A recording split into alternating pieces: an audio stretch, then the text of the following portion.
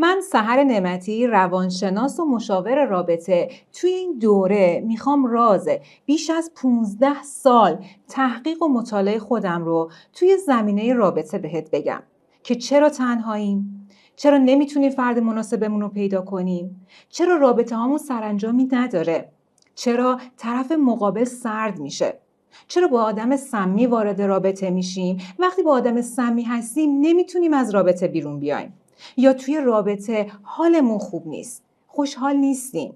یعنی میخوام یه تکون محکمی به خودت و آیندت بدی. یادت باشه انتخاب و پارتنر کل زندگیت رو در بر میگیره، کیفیت زندگیت رو مشخص میکنه. پس با یاد گرفتن اصول و قواعد رابطه قرار کل زندگیت تغییر کنه. خیلی از سرمایه‌دارا بودن که به خاطر مسائل و مشکلات زناشوییشون توی کارشون هم شکست خوردن.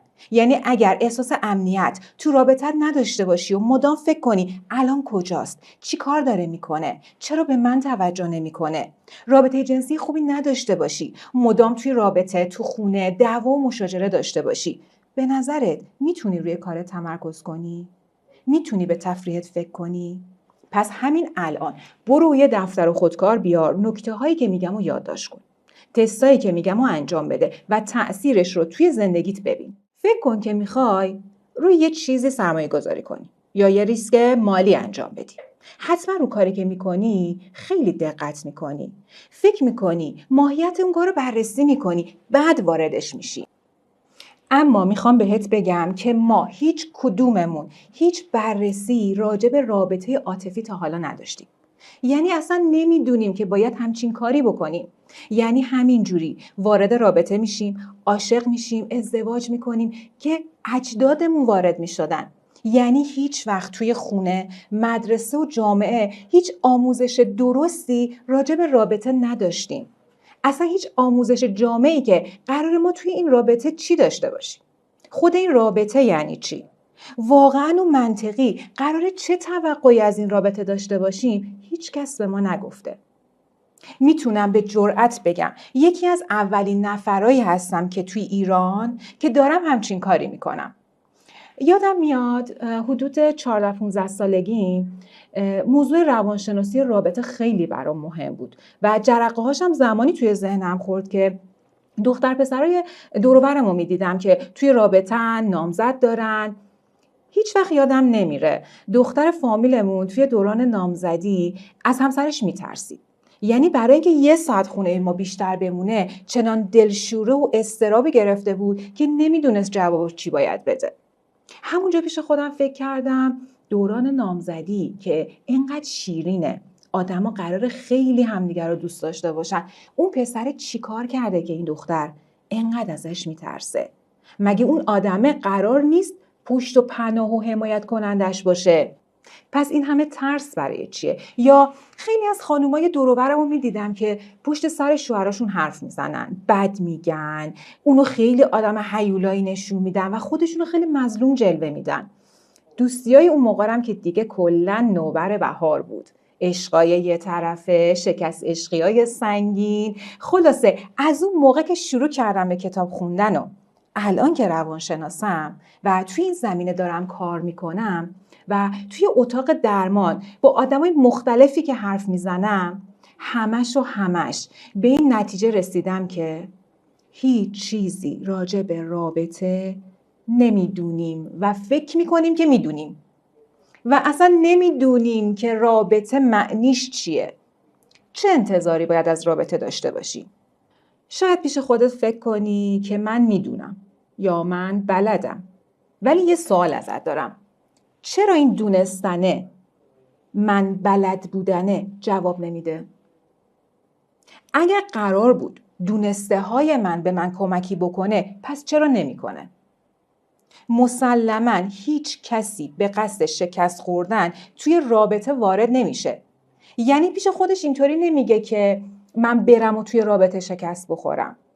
همه دنبال یه شادکامی، دنبال یه خوشبختی، یه خوشگذرونی توی اون رابطه میرن. ولی اکثراً ضربه خورده با دلی شکسته از اون رابطه بیرون میان. توی این قسمت علت شکست رابطت رو بهت میگم. مطمئنم مثل خیلیای دیگه از مطالبی که بهت میگم شوکه میشی. با من همراه باش تو این بخش و تا پایان دوره کلی تست برات دارم که جواب خیلی از سوالاتت رو متوجه میشی. برای اینکه بدونی چطور میشه یه رابطه ایدئال پیدا کنی یا داشته باشی که توش خیانت نباشه، جدایی نباشه، توی اون احساس خوشبختی داشته باشی، اول باید تعریف رابطه رو بدونی، تعریف عشق رو بدونی. اینجا یه سوال دارم ازت. تا حالا از خودت پرسیدی عشق برای من یعنی چی؟ رابطه یعنی چی؟ از یه رابطه چه توقعی دارم؟ قبل اینکه این بحث رو ادامه بدم ازت میخوام توی دفترت به این 3 سوال جواب بدی. فیلمو پاس کن، با خودت صادق باش و از عمق فکر و قلبت به این 3 سوال جواب بده. 1. عشق برای من یعنی چی؟ 2. رابطه یعنی چی؟ 3. از یه رابطه چه توقعی دارم؟ بر حسب تجربه‌ام خیلیاتون یک طرفه فقط کارهایی که از طرف مقابل باید انجام بده رو تو ذهنتون داریم. یعنی یک نفری که خیلی پر شور و هیجان میاد، موندگاره و نمیره، تمام نیازهای من رو با کمال صبوری و آرامش برآورده میکنه و آسیبم نمیزنه. بذارید اینجوری براتون بگم که 99% ما هیچ تعریف منطقی و درستی از ماهیت عشق و رابطه نداریم. این باوری که توی ذهن ما هست فقط یه افسانه است. باید بگم عشقی که تو ذهن همه ما هست که در تمام ادبیات ما و داستانهای ما اومده، مثل شیرین و فرهاد، لیلی و مجنون، که با یک نگاه احساس عجیبی درونمون احساس میکنیم و تمام ذکر و فکر ما مشغول میشه و تمام تلاشمون رو برای به دست آوردنش میکنیم، ما رو برای داشتن رابطه و نگه داشتنش هیچ کمکی نمیکنه. به این خاطر تو بزرگسالی وقتی ما میگیم آرزوی عشق داریم، عمدتاً منظورمون اینه که جوری دوستمون داشته باشن که زمانی پدر مادرمون دوستمون داشتن. میخوایم تو بزرگسالی همون تجربه مراقبت و رسیدگی دوران کودکیمون رو بازخلق کنیم. مخفیانه تو ذهنمون کسی رو تصور کردیم که نیاز ما رو بفهمه، هرچی میخوایم برامون بیاره، صبر ایوب داشته باشه، دلسوز باشه، ایثار کنه، کاری کنه که حالمون بهتر بشه. این طرز فکر تقریبا فاجعه است. برای دوام آوردن توی رابطه باید قاطعانه یه کار مهم انجام بدیم. یعنی از موضع کودک به والد مهاجرت کنیم. باید کسی بشیم که خواسته های خودش رو تا حدودی تابع نیازهای یه نفر دیگه ببینه و بالغانه باورها و افکارش رو از عشق و دوست داشتن بررسی کنه. طی تحقیقات به این نتیجه رسیدن این عشق یک طرفه کودکان است و اون احساس سرخوشی ناشی از آشنایی فقط یه احساس پرهیجانه و کسی واقعا میتونه ادعا کنه کسی رو دوست داره که 18 تا کار رو برای طرف مقابلش انجام بده و میتونی بگی کسی دوستت داره که همین 18 تا کار رو برات انجام بده. برای اینکه این بحث طولانی نشه، این لیست رو، این 18 تا کار رو توی کانال تلگرام برات میذارمش. پس اگر میخوای توی رابطت تغییر ایجاد کنی، اینجا وقتشه.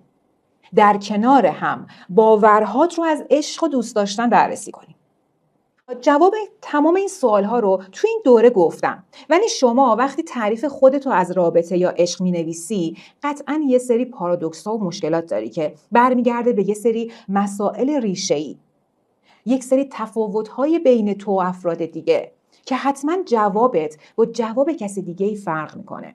به خاطر همین من تو نسخه عمومی که تو این دوره دادم یه اصول مبانی کلی هستش و اگر میخوای مشکلات شخصیتی توی این 3 سوال برطرف بشه، میتونی پیام بدی تا یه جلسه خصوصی داشته باشیم و راجع بهش صحبت کنیم.